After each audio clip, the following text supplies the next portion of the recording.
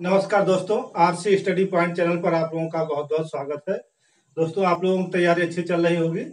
तो आज हम आप लोगों को मराठा इतिहास के अंतर्गत शिवाजी का भाग 2 लेकर के आए हैं। इसमें हम आपको शिवाजी के प्रशासन और उनके उत्तराधिकारियों के बारे में बताएंगे।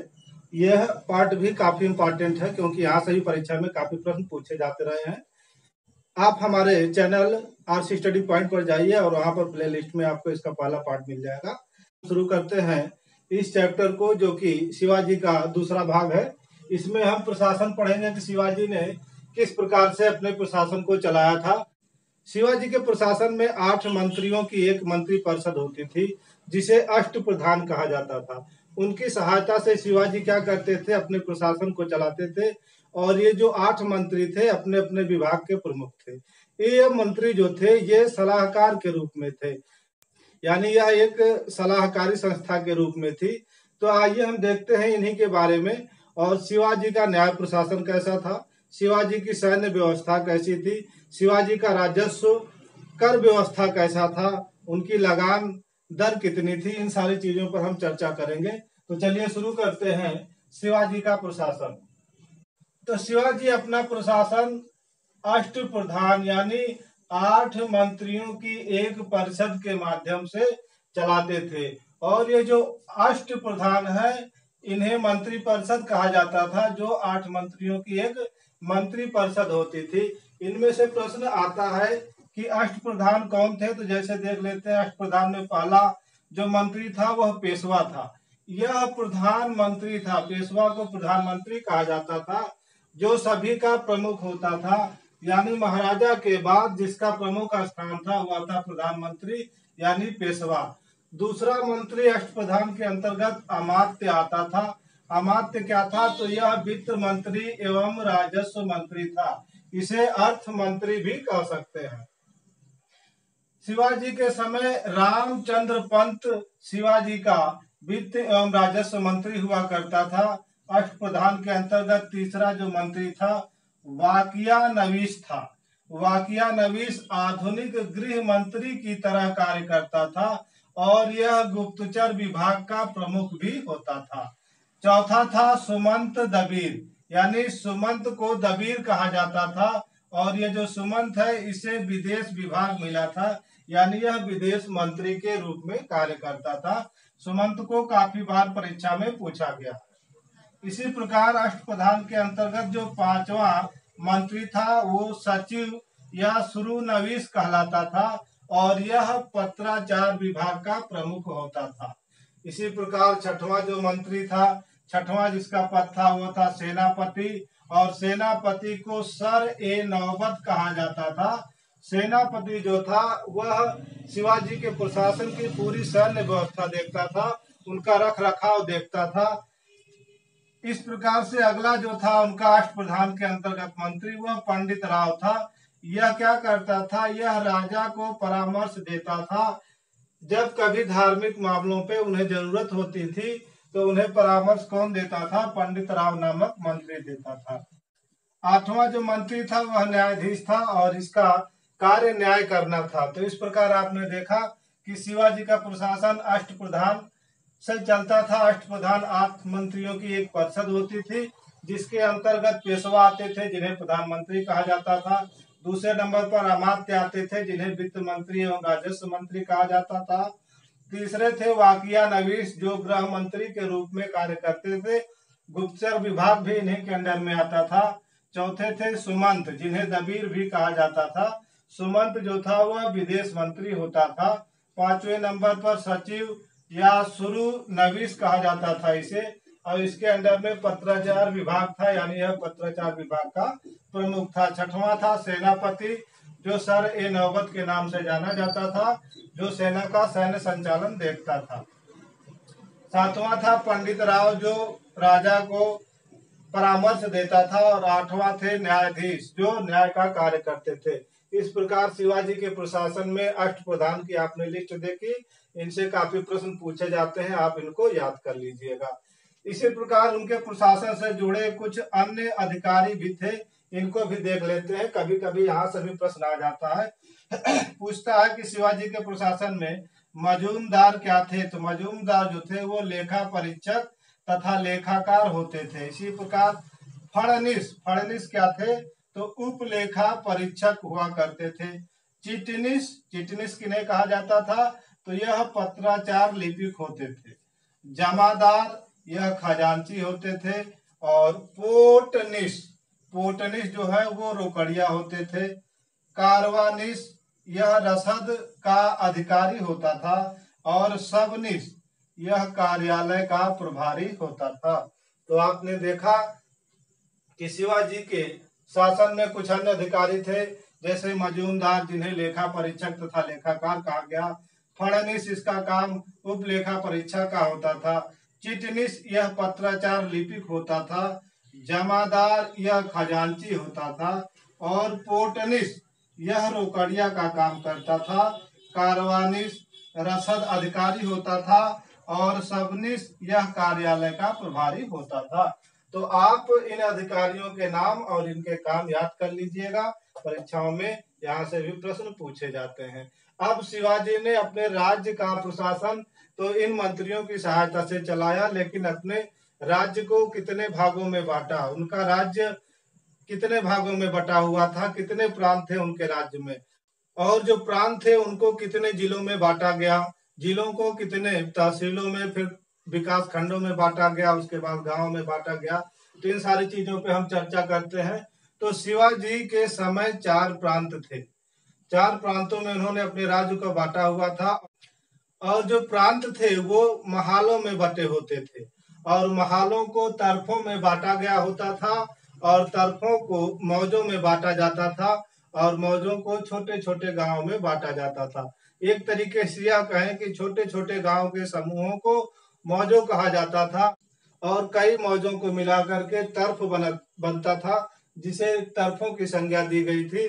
और कई तरफों के समूह को महाल कहा जाता था, जिसे महालों की संज्ञा दी गई थी। और कई महालों को मिलाकर के प्रांत बनते थे। तो चलिए आइए देखते हैं इन्हीं प्रांत और उनसे संबंधित अधिकारियों के बारे में। तो शिवाजी का जो राज्य था, इसमें केंद्रीय सत्ता शिवाजी के पास थी। शिवाजी ने अपने राज्य को कुल 4 प्रांतों में बांटा हुआ था, याद रखिएगा। और प्रांत का जो सबसे प्रमुख अधिकारी था वह सूबेदार कहलाता था अथवा मामलातदार कहलाता था। तो शिवाजी के प्रशासन में प्रांत का सबसे प्रमुख अधिकारी कौन? सूबेदार होता था अथवा मामलातदार उसे कहते थे। और शिवाजी के प्रशासन में कुल 4 प्रांत थे। शिवाजी ने प्रांतों को महालों में बांटा था। और महालों का जो सबसे बड़ा अधिकारी होता था वह सर हवलदार कहलाता था। महालों को तरफों में बांटा गया था। और तरफों का जो सबसे बड़ा अधिकारी होता था वह हवलदार होता था। यह जो हवलदार था यह किले का भी प्रमुख अधिकारी होता था। किले की जितनी भी सेनाएं थी हवलदार के अंतर्गत ही आती थी। तरफों को मौजों में बांटा गया। और मौजों का जो सबसे बड़ा अधिकारी होता था वह कारकुन होता था। और मौजों को छोटे छोटे गांव में विभाजित किया गया था। और गांव का जो सबसे बड़ा अधिकारी होता था वह पटेल अथवा पाटिल होता था। इसका कार्य था गांव से राजस्व वसूलना। और गांव में अगर कोई फौजदारी वाला मामला आ जाए तो उससे संबंधित न्याय का कार्य भी पटेल या पाटिल करता था। तो इस प्रकार आप इस क्रम को याद रख लीजिएगा, क्योंकि कभी कभी क्रम मिलाने के लिए दे दिया जाता है कि शिवाजी का प्रांत किस तरीके से बटा हुआ था। तो पहले प्रांत आया, फिर महाल, उसके बाद तरफ आए, फिर मौज आए और फिर गांव आया। तो इस क्रम को आप याद रख लीजिएगा और इनके अधिकारियों को भी याद रख लीजिएगा। अब हम शिवाजी के राजस्व प्रशासन को देखेंगे कि शिवाजी का राजस्व प्रशासन कैसा था, कितना कर वो लेते थे। उनके राजस्व प्रशासन में 2 प्रमुख कर लिए जाते थे। पूछा गया है एक बार परीक्षा में क्वेश्चन कि शिवाजी के प्रशासन के आय का मुख्य स्रोत कौन सा कर था? तो वह कर था चौथ कर था। अब यह चौथ कर क्या था तो हम अभी आपको बताएंगे। वैसे जान लीजिए कि चौथ कर वह था कि शिवाजी अपने पड़ोसी राज्यों तथा विजित क्षेत्रों से चौथ कर वसूलते थे। और यह चौथ कर था क्या कि उन क्षेत्रों में जो उपज होती थी उस उपज का वो 1/4 भाग कर के रूप में लेते थे। इसी को चौथ कहा गया था। चलिए शिवाजी का राजस्व प्रशासन भी देख लेते हैं। शिवाजी का राजस्व प्रशासन सरजामी प्रथा, यानी शिवाजी के राजस्व प्रशासन में सरजामी प्रथा लागू थी। और यह सरजामी प्रथा क्या थी? मराठा भू राजस्व प्रथा थी। पूछा गया क्वेश्चन है कि सरंजामी प्रथा किससे संबंधित थी? तो मराठा भू राजस्व से संबंधित थी। शिवाजी के भू राजस्व व्यवस्था पर मलिक अंबर का प्रभाव था। बहुत ही इंपॉर्टेंट है कि शिवाजी के भू राजस्व व्यवस्था पर किसका प्रभाव था? तो मलिक अंबर का प्रभाव था। शिवाजी ने क्या किया था कि जमीन मापने हेतु कुटही, याद रखिएगा कुटही जो एक जरीब थी, कुटही का प्रयोग करते थे। तो जमीन मापने हेतु वो किसका प्रयोग करते थे? तो कुटही का प्रयोग करते थे। शिवाजी के समय दो कर बहुत प्रचलित थे, एक चौथ कर था और दूसरा सरदेश मुखी कर था। चौथ कर क्या था कि विजित राज्य क्षेत्रों से उपज का 1/4 भाग वसूल किया जाता था, कर के रूप में उसे चौथ कर कहा जाता था। सरदेश मुखी क्या था? तो सरदेश मुखी जो था वह आय का 10% या 1/10 भाग के रूप में लिया जाता था लोगों से। तो सरदेश मुखी ऐसा कर था कि लोगों के उनकी आय में से 1/10 भाग वसूल किया जाता था। इसे सरदेश मुखी कर कहा जाता था। शिवाजी के काल में पाही एक शब्द आता है। यह पाही क्या थे? तो पाही जो थे ये बगैर भूमि के किसान थे। याद रखिएगा, बहुत इंपॉर्टेंट है। पाही जो थे वो बगैर भूमि के किसान थे। अब हम शिवाजी के सैन्य प्रशासन के बारे में थोड़ा सा देख लेंगे। शिवाजी का जो सैन्य प्रशासन था उसका सबसे बड़ा अधिकारी सेनापति होता था, जिसे सर ए नौबत कहा जाता था। शिवाजी के शासन काल में जो सेनाएं होती थी कई भागों में बटी होती थी, जैसे पैदल सेना हुआ, हस्ती सेना हुआ, ऊंट सेना हुआ, नौ सेना हुआ, तोप सेना हुई। ये उनके सेनाओं के भाग थे। तो उनमें से जो मेन है, जो बहुत ही इम्पोर्टेंट है, जो परीक्षाओं में पूछे जाते हैं, उन्हीं को हमने लिया है। तो आइए देखते हैं उनका सैन्य प्रशासन क्या था शिवाजी का। तो शिवाजी का जो सैन्य प्रशासन था उसका सबसे प्रमुख, यानी सेना का सबसे प्रमुख सेनापति होता था, जिसे सर ए नौबत कहा जाता था। और इसका कार्य क्या था कि सेना की देखरेख करना, उसका रखरखाव करना, यह सेनापति का काम होता था। शिवाजी के सेना में पैदल सेना होती थी, जिनकी संख्या काफी बड़ी होती थी। पैदल सेनाओं को भी दो भागों में बांटा गया था, लेकिन जो मेन है हम उसको याद करेंगे कि पैदल सेना को पाइक कहा जाता था। पूछा गया है कि शिवाजी के पैदल सेना को क्या कहा जाता था? पाइक कहा जाता था। और पैदल सेना का जो सबसे छोटा अधिकारी होता था उसे नायक कहा जाता था। इसी प्रकार शिवाजी के सैन्य प्रशासन में घुड़सवार सेना भी थी। घुड़सवार सेना में दो प्रकार के घुड़सवार सेना होते थे, एक बरगीर कहलाते थे, दूसरे सिलेदार कहलाते थे। तो याद रखिएगा कि शिवाजी के सैन्य प्रशासन में जो घुड़सवार सेना थे उनमें दो भागों में बांटा गया था उनको, एक तो बरगीर और दूसरे सिलेदार। तो सिलेदार घुड़सवार क्या होते थे कि इन्हें घोड़े तथा हथियार सरकार की तरफ से दिए जाते थे। जो बरगीर घुड़सवार होते थे उन्हें घोड़े हथियार सरकार मुहैया कराती थी, लेकिन जो सिलेदार घुड़सवार होते थे इन्हें सरकार घोड़े हथियार मुहैया नहीं कराती थी, बल्कि ये स्वयं ले करके उन्हें आते थे। घुड़सवार सेना की एक टुकड़ी थी जो काफी बहुत ही इम्पोर्टेंट है, और वो थी क्या? पागा। पागा याद रखिएगा कि पागा क्या है? तो घुड़सवार सेना की एक टुकड़ी थी, और यह ऐसी टुकड़ी थी कि इनकी गति काफी तेज हुआ करती थी। ये पागा घुड़सवार सैनिक काफी तेज गति से आक्रमण करते थे, और जिसकी सफलता निर्भर करती थी युद्ध पर। तो अगर यह कहा जाए कि शिवाजी के युद्ध की जो सफलता थी वो अधिकतर पागा सैनिकों पर ही निर्भर होती थी।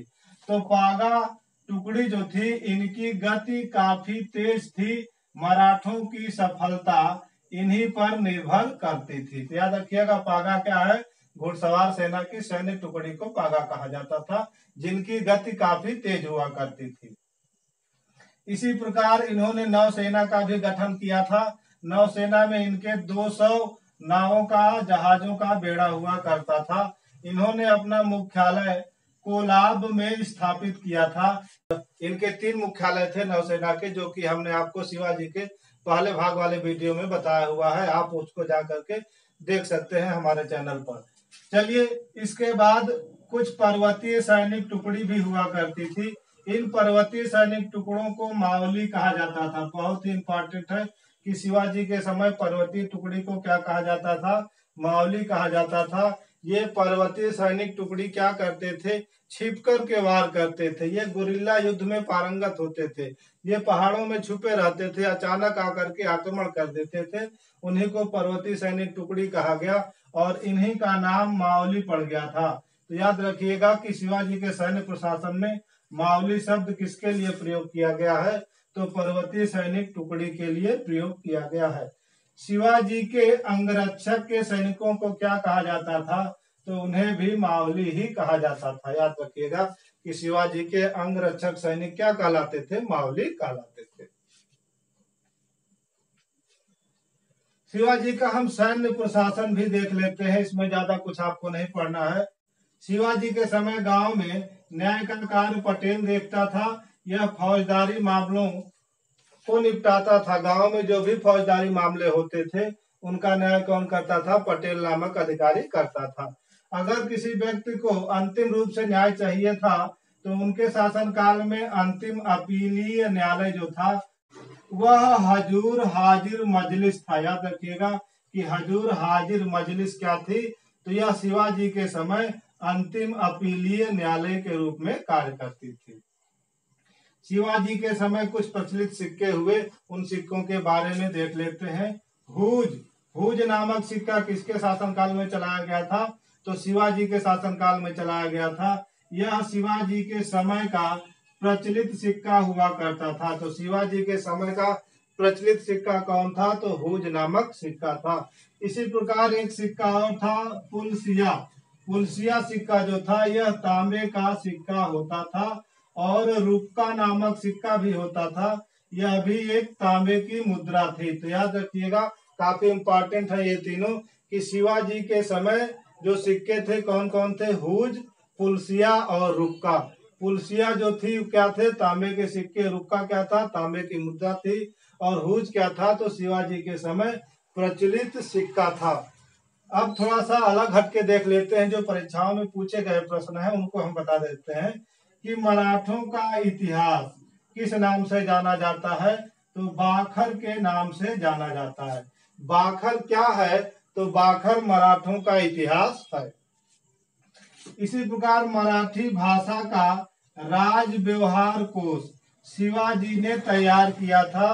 तो किसके निर्देशन में तैयार किया था? तो रघुनाथ पंडित हनुमंत के निर्देशन में शिवाजी ने तैयार किया था। तो इस बात पर ध्यान दीजिएगा कि मराठी भाषा का राज व्यवहार कोश किसने तैयार किया?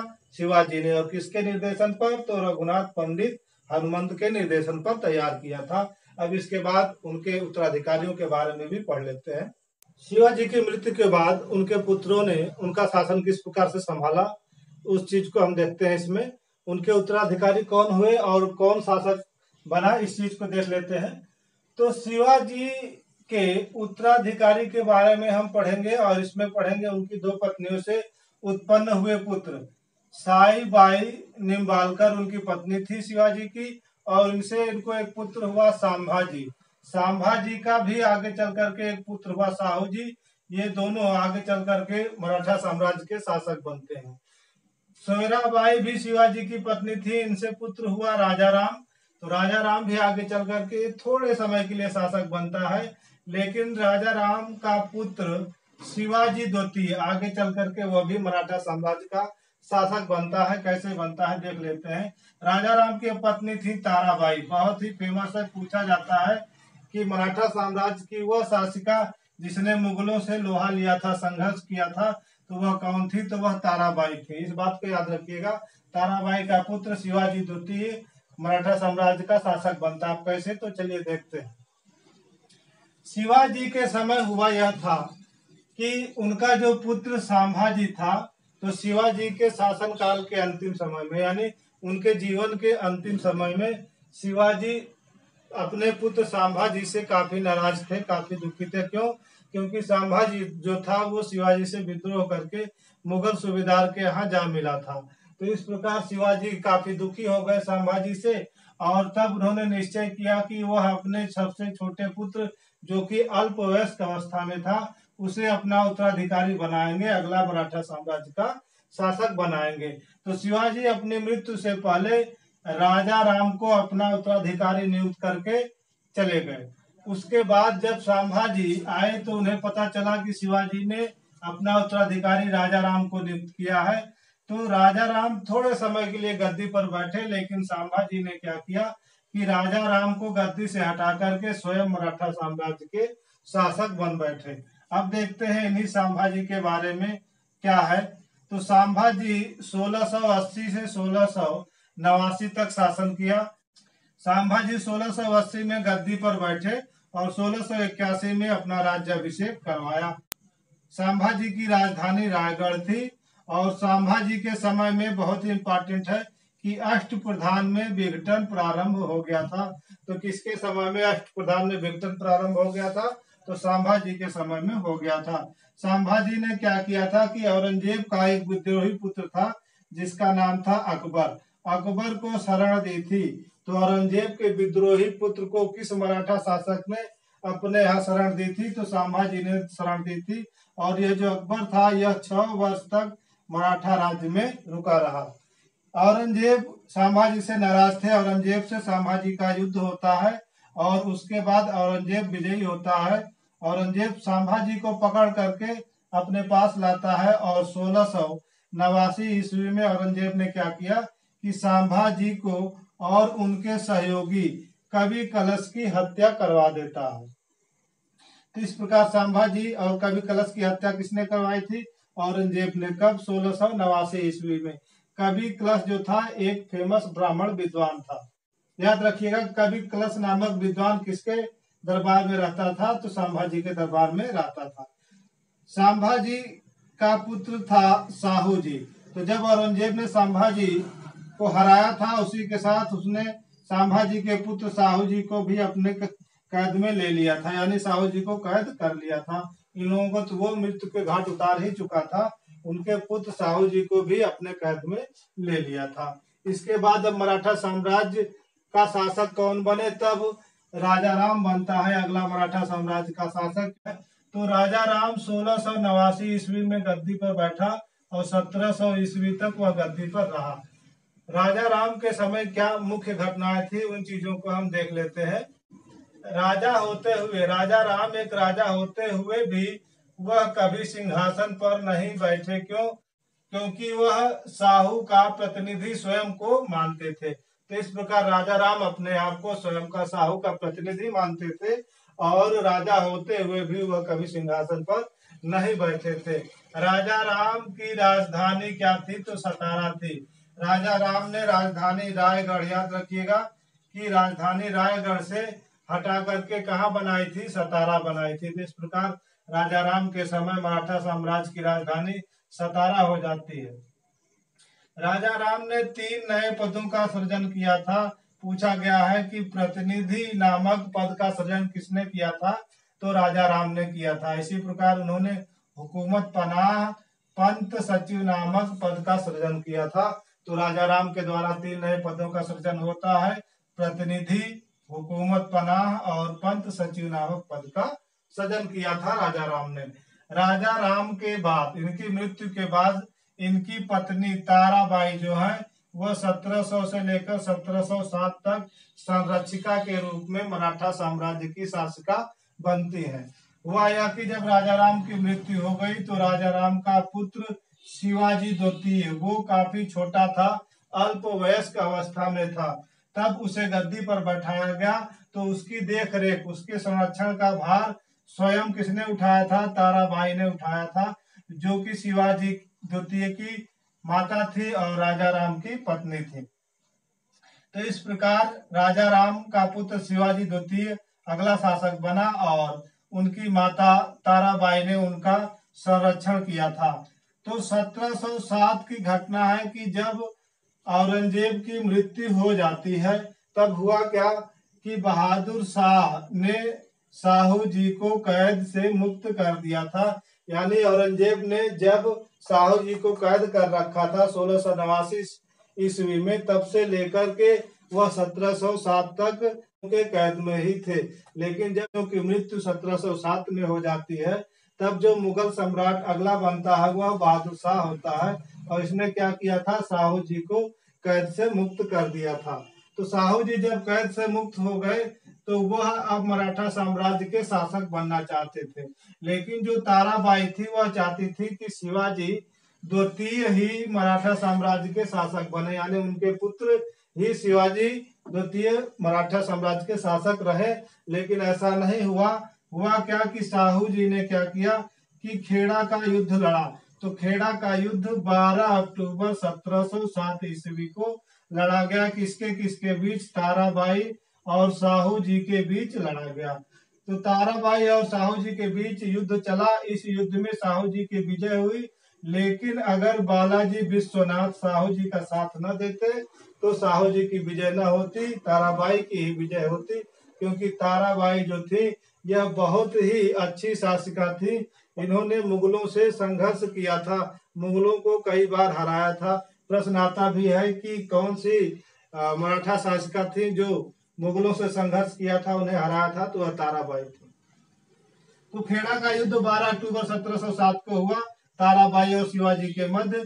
इसमें जो है साहू जी का साथ बालाजी विश्वनाथ ने दिया, जिसमें साहू जी की विजय हुई। तो अब हुआ क्या कि मराठा साम्राज्य का जो शासक अगला बना हुआ साहू जी बने। लेकिन खेड़ा युद्ध के बाद ही मराठा साम्राज्य दो भागों में बट गया। दो भागों में कैसे बट गया कि एक भाग पर तो शासन किया साहू जी ने, और दूसरे भाग पर शासन किसने किया था? शिवाजी द्वितीय ने शासन किया। आगे हम देखेंगे उस चीज को, पहले यहाँ देख लीजिए। मराठा स्वतंत्रता संग्राम आपने पढ़ा है कि मराठा स्वतंत्रता संग्राम क्या है। तो 1689 से 1707 तक मुगलों के साथ हुए मराठा युद्ध को स्वतंत्रता संग्राम की संज्ञा दी जाती है।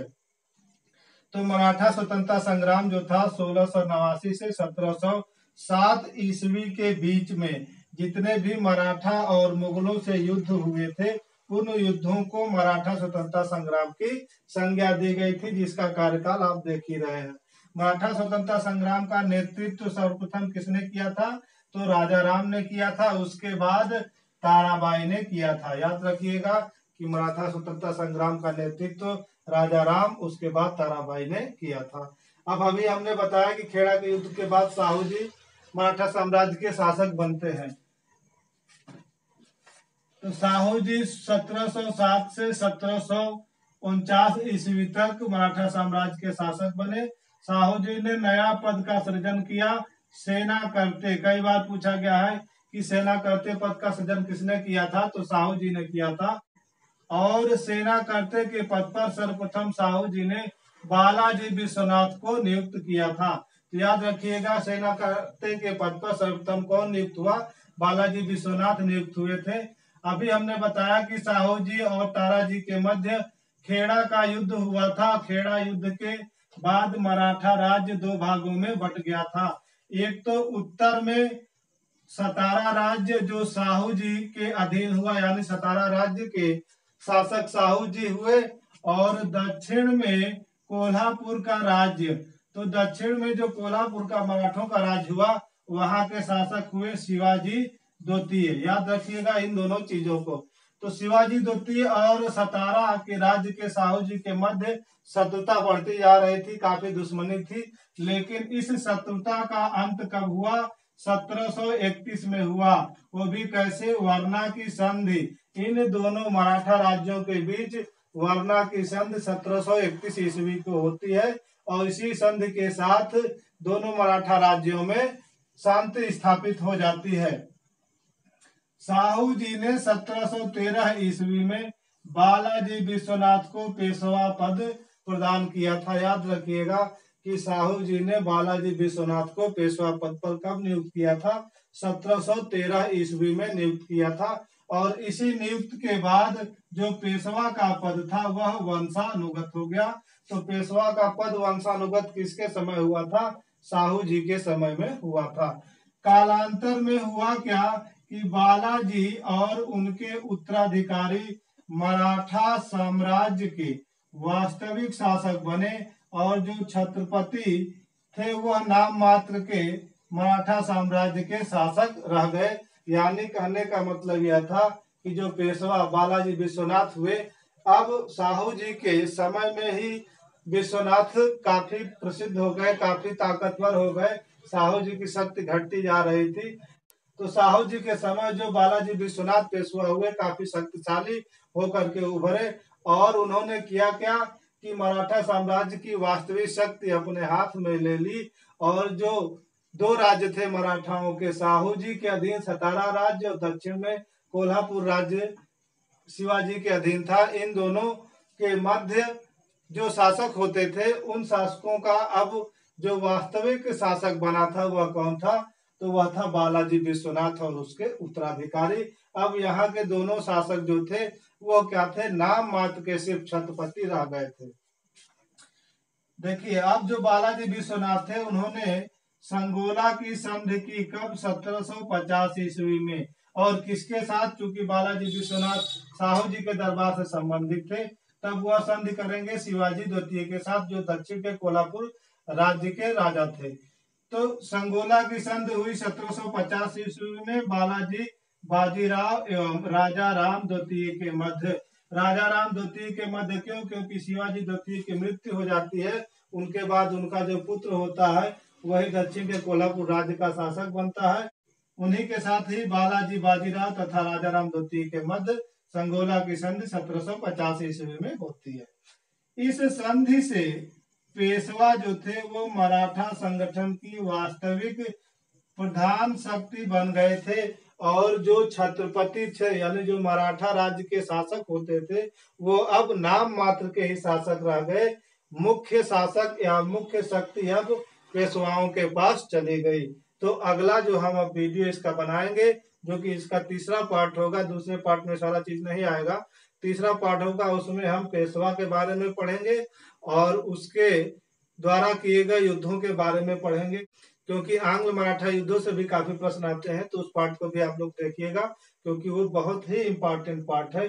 इसके बाद हम पढ़ेंगे बालाजी बाजीराव के बारे में, जिन्हें कहा जाता है कि मराठा राज्य का दूसरा संस्थापक कहा जाता है।